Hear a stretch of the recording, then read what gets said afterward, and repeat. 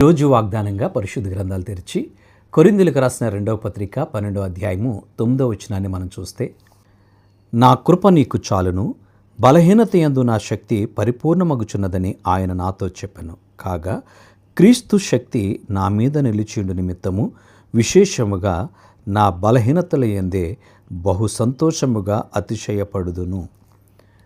దేవుని నామమునకు స్తోత్రం కలుగును గాక. దైవజనుడైన పౌలు అద్భుతమైన పరిచర్యను చేస్తూ ఆయన అంటున్నాడు, ఇదిగో ప్రభు సన్నిధిలో ప్రార్థించాడు. ప్రభువా, ముమ్మారు ఆయన సన్నిధిలో ప్రార్థించాడు, నాకున్న బలహీనతను తొలగించు ప్రభువా.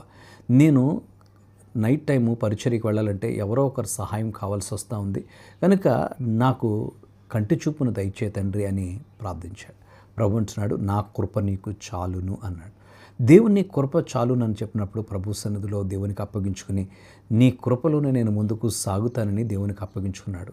ఆయనకు కలుగుతున్నటువంటి శ్రమలలో, ఆయనకు వస్తున్నటువంటి ఇబ్బందులలో ప్రభు కృప నాకు చాలును అనుకుని ముందుకు వెళ్ళాడు. కొన్నిసార్లు నీ దైనందిక జీవితంలో, నీ ఆధ్యాత్మిక జీవితంలో ఎదురవుతున్నటువంటి శోధనలను బట్టి, ఎదురవుతున్నటువంటి సమస్యలను బట్టి దిగులు చెందుతున్నావా? ప్రియ సహోదరి సహోదరుడా, దేవుని సేవకుడైనటువంటి పౌలుతో ప్రభు సెలవిచ్చిన రీతిగా నీతో కూడా ఆయన మాట్లాడుతున్నాడు ఈ ఉదయకాల సమయంలో, నా కృప నీకు చాలును అని.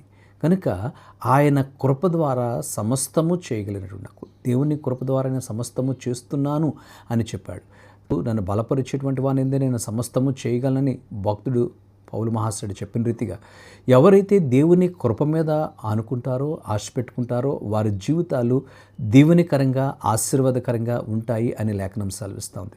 అందుకనే భక్తుడు తన శ్రమలలో దేవుని యందు అతిశయపడతా ఉన్నాడు, బహుగా సంతోషిస్తున్నాడు. మనం శ్రమల్లో కృంగిపోతాం, కష్టాల్లో, ఇబ్బందుల్లో కృంగిపోతాం, కానీ తన దేవుని మీద, తన కృప మీద ఆనుకొని సంతోషిస్తూ అతిశయపడుతూ ఉన్నాడు.